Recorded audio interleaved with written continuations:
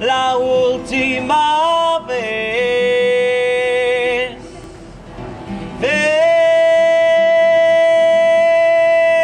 Bésame mucho, que tengo miedo perderte, perderte después. Can you remember the exact moment that you got the inspiration to make this film about your mother's experience and your experience? Am I looking at you or to the camera? Either. I'll stand right All here. right. So the exact moment. It doesn't have to be exact, but... Yes. Well, I think I got a lot of my inspiration, artistic inspiration, actually comes when I'm in the shower. So I like to do water meditations. So you were in the shower when this inspiration came? Yeah, so Okay. I might not be I was in the shower, so the water is hitting me. I'm sitting there thinking, trying to figure out, because I had just wrapped a documentary that I had been directing for 2 years. So when you get to that place as an artist, when you have one project wrapping up that you've been working on for so long, and you don't have the next one coming, you're a little anxiety ridden. You're like, what am I going to do? What am I going to do now? Oh my God, where am I going to get work? So you're constantly in that place, or I'm constantly in that place of trying to figure out my next job to like calm my sanity, creative job. And so I was going through all these options. What could it be? Could it be this? Could it be that? And then it hit me, like they say, like a ton of bricks. And it just was like, wow, this is the story. This is it.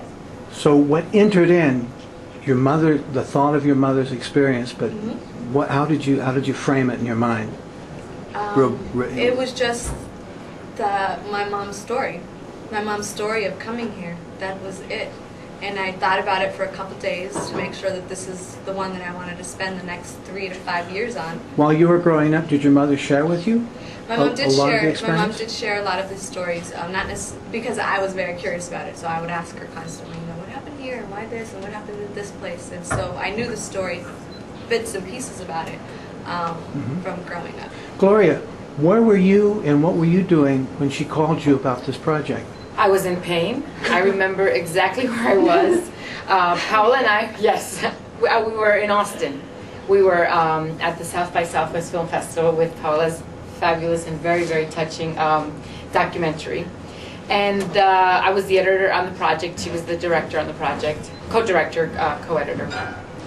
And she said to me one day, I had just given birth, so the source of the pain was I was breastfeeding my son who wasn't there.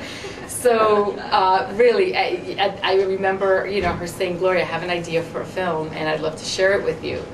When she told me what it was, I was floored. It was like the best compliment I could have, because I think artistically, I do artistically as I move on. I doubt myself a lot of the times.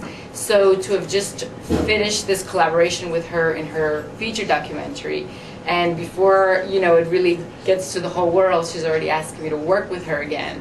That was like, okay, maybe maybe I can do this. And so it was a absolutely resounding yes. I wanted to be a part of it. So you jumped right on board. There was no doubt in my mind. Fantastic. No doubt in my mind. I wanted to get home to share it with my husband. I work a lot with my husband, but I knew that I was going to need that support. I had just had a baby. I was going to need his support, and I knew that he was going to be more than happy to. But I really all I remember is like yes, and I can't wait to let my husband know about it. Liliana, what were you doing at the time, and how did you feel when you first got the phone call from? And all I can say to her, if it's going to help your career, go for it. I don't care about the story. To me there was nothing big. No, it's just normal. But she wanted to show it, and I say, that's what you want to do, that's fine with me. I just was told I got 5 minutes, so I got a lot of questions asked. Who did the marvelous music? Our amazing composer is a talented musician named Gil Talmy. Original? All original music. All of the score of the music is original, and then we have 3 songs that are from other artists, all Spanish-speaking artists from around the world. Marvelous sound. My opinion, all great movies have great soundtracks. Great. And you fantastic. have a great soundtrack. Thank you. Cinematographer.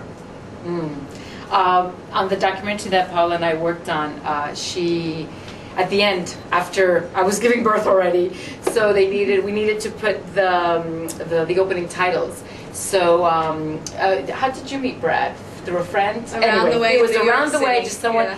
and they worked for a couple of hours. So when we started the project, naturally we interviewed I don't know, like 10 director of photography. But she said, Brad did the opening sequence for the film. But sitting down with him, obviously he was talented. We saw his work, we shared his work, but his personality, absolutely, we knew that was the person to work with. Did he choose most of the shots, or was that pretty much holding fast to the script? Well, Bradford Young, that's his name. The three of us worked together. We had 21 days of prep, and in those 21 days of prep, the three of us did the entire shot list for the entire movie. We didn't have money for storyboards, so we shot listed the entire movie, and obviously we talked about images and films in order that were the inspiration of the film. Paola, I have to congratulate you for your acting. Thank you. It was very galvanizing throughout the whole movie. Thank you. And that's not an easy feat for any actor to have that much camera time, but you held it all together. What was your favorite moment in the movie as an actor? My favorite moment. Well, it was one of the most difficult scenes to shoot, but it was one of the most, I guess, enjoyable in quotes, is the scene when we were the abortion scene. And that was because Gloria and I had discussed it and talked about it so much and so often In the bathtub scene? And we dissected it with the director of photography, with Brad, and we really we talked a lot about that scene creatively. So by the time I stepped into that bathtub, and where we were shooting was a very, very difficult place to be shooting, it was just like an emotional release. It was done. And I didn't watch it until we got into the edit room, and it was great. Fantastic. Bravo to you on your acting, writing, and directing. Both co-directed, eh? Yeah. Correct. The one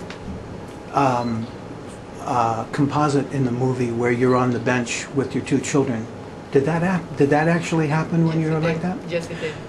And what did you? I mean, it came across wonderfully. What do you have a vivid memory of that moment? Yes, I did, because I could not believe that I have allowed my children, I have put my children on that place. I was really mad at myself. I was, very, very ashamed of how I could allow this to happen. And I swear to myself, it will never happen again.